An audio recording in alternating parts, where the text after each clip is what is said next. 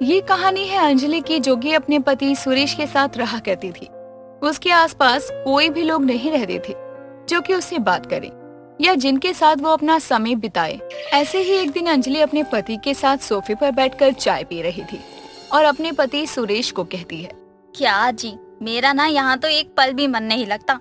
तुम तो सुबह उठकर चले जाते हो ऑफिस और फिर सारा दिन घर में अकेले बैठे बैठे समझ नहीं आता मुझे कि क्या करूँ। आसपास तो कोई है ही नहीं ऐसा जिससे मैं बात करूँ। अरे तो क्या हुआ तुम्हें? टीवी देख लिया करो, फोन है, किसी से बात कर लिया करो, और भी तो बहुत कुछ है करने को। क्या करूँ, एक समय पर आकर ये घर का काम भी तो खत्म हो जाता है। फिर कितना ही टीवी देखूं या फोन चलाऊं या किसी से बात करूं, मैं तो बड़ी बोर हो जाती हूँ और मेरा मन भी नहीं लगता। अब इसमें तो मैं तुम्हारी कोई मदद नहीं कर सकता, लेकिन एक थी जो यहीं रहती थी, रीता नाम की कोई पड़ोसन, जो तुमसे कभी कभी बात किया करती थी और शायद 1 से 2 बार घर पे भी आई थी। अरे उनको खुद से फुर्सत मिले तब ना, और वैसे भी वो यहाँ ज्यादा से ज्यादा अपनी माँ के पास रहती है। कभी कभी ही यहाँ आती है और उससे बात हो जाती है। अच्छा तो ठीक है, कोई बात नहीं। अब मैं इसमें तुम्हारी कोई मदद नहीं कर सकता। अब मैं चलता हूँ, मुझे ऑफिस के लिए बहुत देर हो रहा है। इतना कहकर सुरेश अपने ऑफिस का बैग लेकर वहाँ से चला जाता है। ऐसे ही समय बीतता है और अंजलि काम कर रही होती है। झाड़ू मारती हुई घर के बाहर आती है। तभी वो वहाँ एक औरत को सूटकेस और बड़ा सा थैला लेकर खड़ा हुआ देखती है कि तभी अंजलि उसके पास जाकर उससे कहती है, अरे क्या हुआ, क्या नाम है तुम्हारा? कोई पता ढूंढ रही हो क्या? जाना कहाँ है ये तो बता दो। मेरा नाम शारदा है और मुझे कहीं नहीं जाना, मैं यहीं रहने आई हूँ। बस ये कमलेश से इस घर की चाबी मांग रही हूँ। ये चाबी दे तो मैं अपने घर में घुसूं। अच्छा तो तुम इसी घर में रहने आई हो, इस हिसाब से तो तुम मेरी नई पड़ोसन हुई। चलो फिर तो तुम्हें कोई दिक्कत भी हो तो कोई बात हो ना मुझे बता देना आकर, तुम्हारे बगल में ही रहती हूँ मैं। ठीक है, लेकिन फिलहाल तो मैं बहुत ज्यादा थक चुकी हूँ और अभी कुछ भी करने का मन नहीं है और बहुत तेज भूख भी लग रही है। अरे इतनी सी बात, तो चलो ना मेरे घर, मैंने खाना बना रखा है। तुम पहले कुछ खा लो फिर आराम कर लो, फिर अपने घर आकर आराम कर लेना। अंजलि की बात सुनकर शारदा अंजलि के घर में आ जाती है। अंजलि उसके लिए चाय पानी और खाना लेकर आती है। शारदा खाने को खाती है और बहुत खुश होती है, जिसके बाद वो अंजलि से कहने लगती है, अरे क्या स्वादिष्ट खाना बनाया है। लगता है मैं बड़ी किस्मत वाली हूँ कि मुझे तुम जैसी पड़ोसन मिली। अरे मैं तुम्हारी नहीं, तुम मेरी पड़ोसन हो, मेरी नई पड़ोसन हो। आज से कुछ भी कोई भी बात हो मुझसे पूछ लेना, क्योंकि मैं नहीं चाहूंगी कि मेरी नई पड़ोसन को किसी भी बात की कोई दिक्कत हो। कुछ देर बातें करने के बाद अब शारदा वहाँ से चली जाती है, क्योंकि समय बहुत हो गया था। लेकिन अब अंजलि हर दिन शारदा के घर में ही घुसी रहती और जब मर्जी उसे मिलने जाया करती। कभी वो शारदा के साथ सब्जी लेने जाती तो कभी कपड़े। ऐसे ही एक दिन सुरेश अपने कमरे में आराम से सो रहा था और वो सुबह उठकर बिस्तर पर हाथ फेरते हुए खुद से कहता है, अंजलि, अंजलि, जरा एक कप चाय तो पिला दो, बहुत देर हो रही है। अंजलि। सुरेश को अपनी पत्नी अंजलि का कोई जवाब नहीं मिलता। ये देखकर सुरेश उठकर बैठता है और देखता है कि अंजलि तो कमरे में थी ही नहीं। वो उसे ढूंढने के लिए उठता है कि तभी अंजलि उस कमरे में आ जाती है और अंजलि को देखकर सुरेश अब अंजलि से सवाल करता है, अंजलि कहाँ थी तुम? मैं कब से तुमको ढूंढ रहा था। मैंने तुम्हें कितनी बार आवाज लगाई, तुमने एक बार भी जवाब नहीं दिया। कहाँ थी तुम वैसे? तुम भी खामखाई चिंता कर रहे हो। अरे कहाँ जाऊंगी तुम्हें छोड़कर, यही थी पड़ोस में। मैं तो तुम्हें बताना ही भूल गई कि हमारे पड़ोस में ना एक नई पड़ोसन आई है। उसका नाम ना शारदा है, बहुत अच्छी है वो, मैं उसी के घर थी। वो बात तो तुम्हारी ठीक है, लेकिन इतनी सुबह सुबह किसी के घर जाना सही नहीं है। अच्छा तुम मेरे लिए मेरा ब्रेकफास्ट तैयार कर दो, मुझे ऑफिस के लिए लेट हो रहा है। अंजलि रसोई में जाती है और सुरेश के लिए उसका नाश्ता बनाने लग जाती है।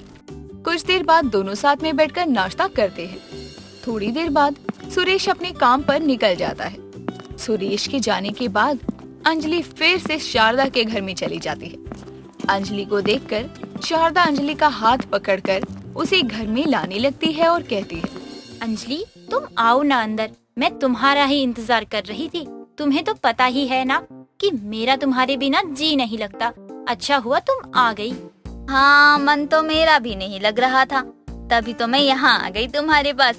अभी मेरे हस्बैंड ना ऑफिस गए हैं, फिर उनके चले जाने के बाद घर में मन लगता भी तो नहीं है। दोनों आपस में बातें कर रहे होते हैं।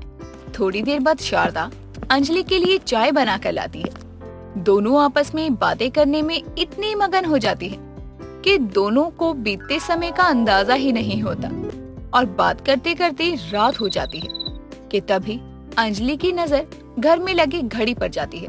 तभी अंजलि डरते हुए शारदा से कहती है, अरे रात के 8 बज गए, पता भी नहीं चला तुमसे बातें करते करते समय का। मेरे हस्बैंड तो अभी तक शायद घर आ भी गए होंगे। हाय दैया, मैंने तो कुछ खाने को भी नहीं बनाया है। चलती हूँ। हाँ, इतना कहकर अंजलि वहाँ से अपने घर के लिए अब निकल जाती है। यहाँ सुरेश घर में अंजलि का इंतजार करते हुए गुस्से में अपने मन में कहता है, पक्का ये जो नई पड़ोसन आई है ना, पक्का उन्हीं के घर होगी अंजलि। इसके पास भी ना और कोई काम नहीं है, हर थोड़ी देर में जाकर अपनी नई पड़ोसन के साथ जाकर बैठ जाती है। और आज तो हद ही हो गई, रात के 8 बज रहे हैं और लगता है आज तो वो घर पे वापस आना ही भूल गई है। सुरेश गुस्से में तिलमिलाता हुआ ये सब बोल ही रहा था कि तभी वहाँ पर अंजलि आ जाती है। सुरेश अंजलि के पास आता है तो अंजलि उससे कहती है, आ गए आप, मुझे लग ही रहा था कि आ गए होगे। रुको, मैं फटाफट से कुछ खाने को बना देती हूँ। नहीं, रहने दो, मुझे भूख नहीं है। तुम मेरे लिए कोई खाना वाना मत बनाओ।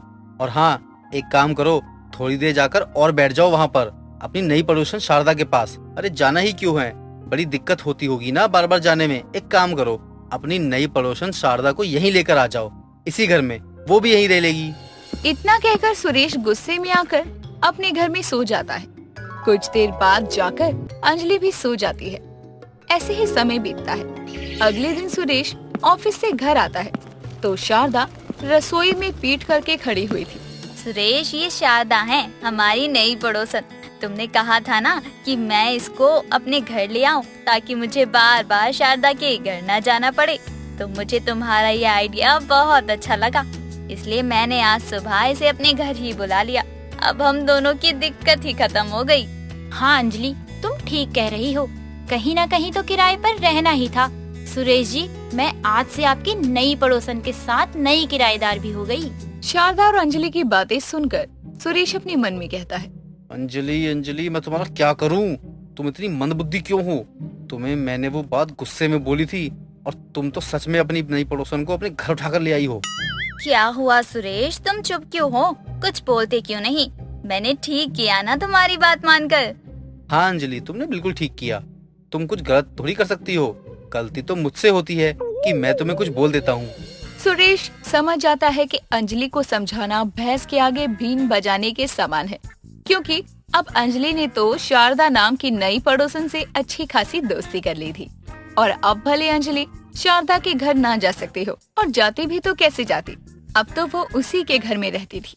दोस्तों, हमारी कहानी नई पड़ोसन देखने के बाद कमेंट करके जरूर बताएं, क्या आपका सामना भी ऐसी ही किसी पड़ोसन से हुआ है?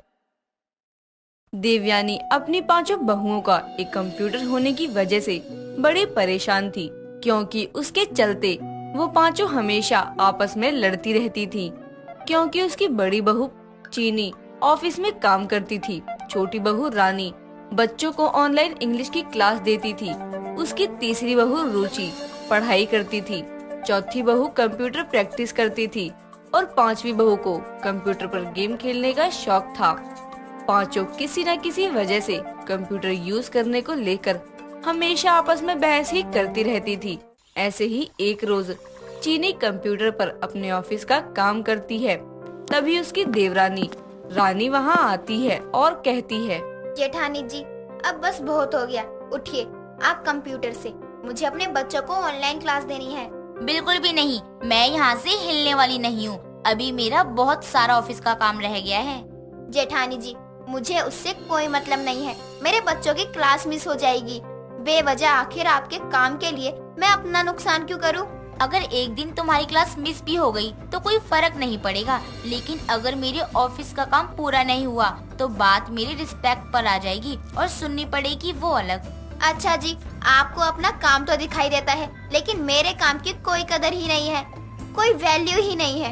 एक तो मेरे टाइम पर आप कंप्यूटर यूज कर रही हैं, उसके बाद भी मुझे सुना रही हैं। देखो, जितना टाइम तुम यहाँ खड़ी होकर मुझसे बहस करोगी उतनी देर में मेरा काम खत्म हो जाएगा। बस 10 मिनट दे दो प्लीज। ठीक है, मैं 10 मिनट में वापस आती हूँ, तब तक आपका काम पूरा हो जाना चाहिए। रानी इतना कहकर वहाँ से चली जाती है और अपने दूसरे कामों में लग जाती है।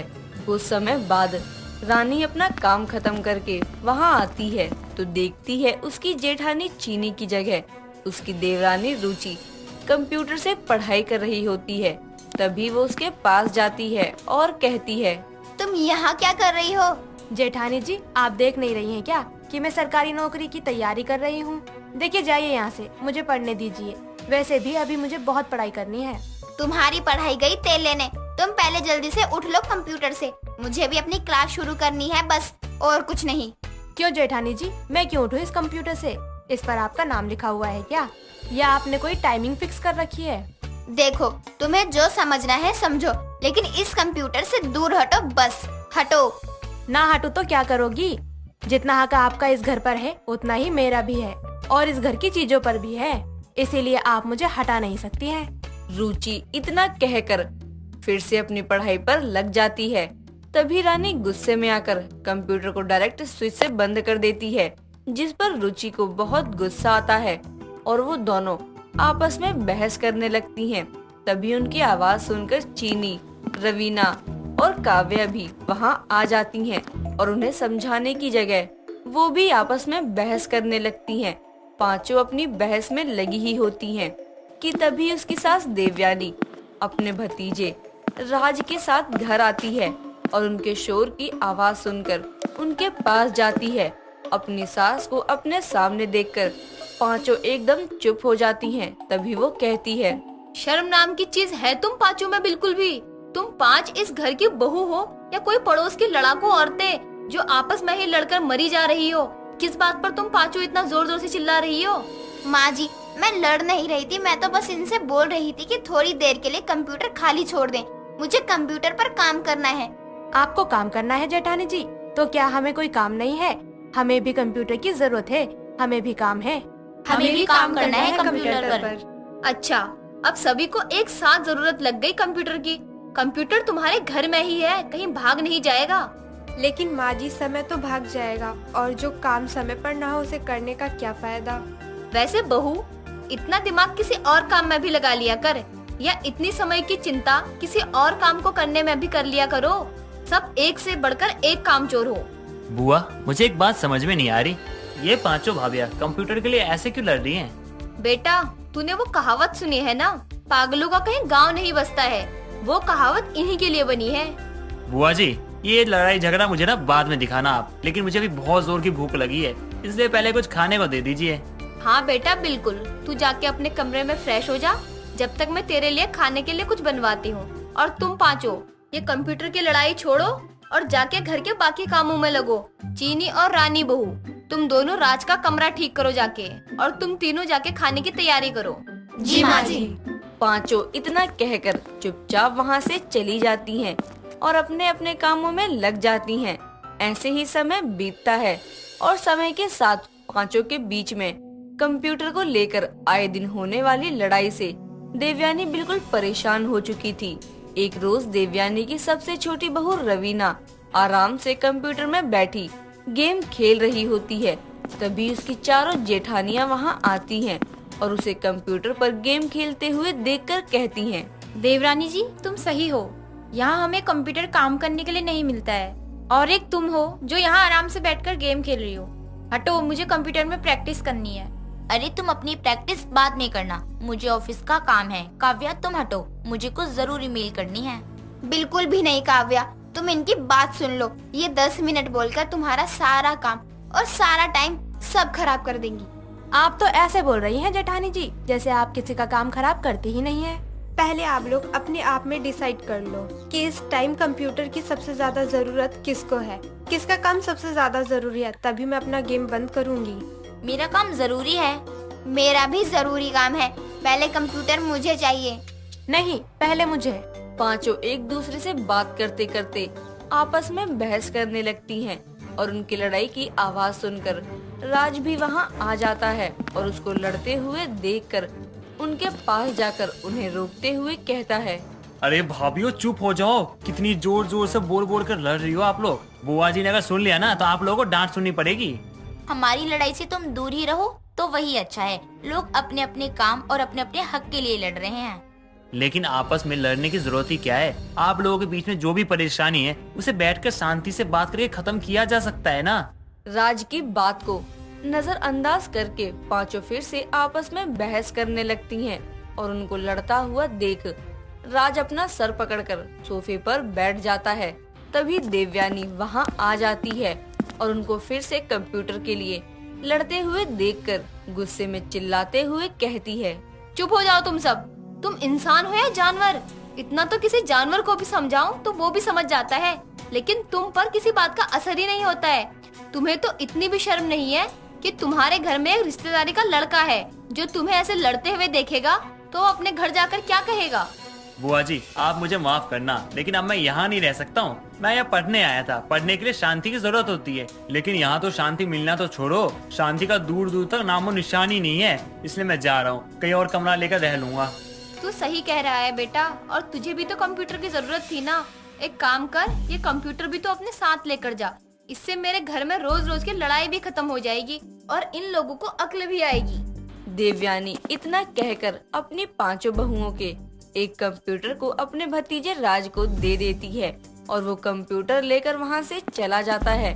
जिसके बाद पांचों को अपनी गलती पर बहुत पछतावा होता है और पांचों अपनी सास देवयानी के आगे हाथ जोड़कर माफी मांगते हुए कहती हैं, माँ जी माफ कर दीजिए। कभी नहीं, अब तुम लोगों की यही सजा है कि तुम पांचों को अब कोई कंप्यूटर नहीं मिलेगा चलाने के लिए। ये कहावत तुम पांचों के लिए ही है कि अब पछताओ होत का जब चिड़िया चुग गई खेत। मैंने तो पहले ही समझाया था तुम पांचों को, अब नहीं समझी तो भुगतो। देवयानी इतना कहकर वहाँ से चली जाती है और उसकी पांचों बहुएं अपनी सास की बात सुनकर अपनी गलती पर पछताते हुए अपना सर पकड़कर सोफे पर बैठ जाती हैं और इस तरह से पांचों बहुओं का एक कंप्यूटर उनसे छिन जाता है।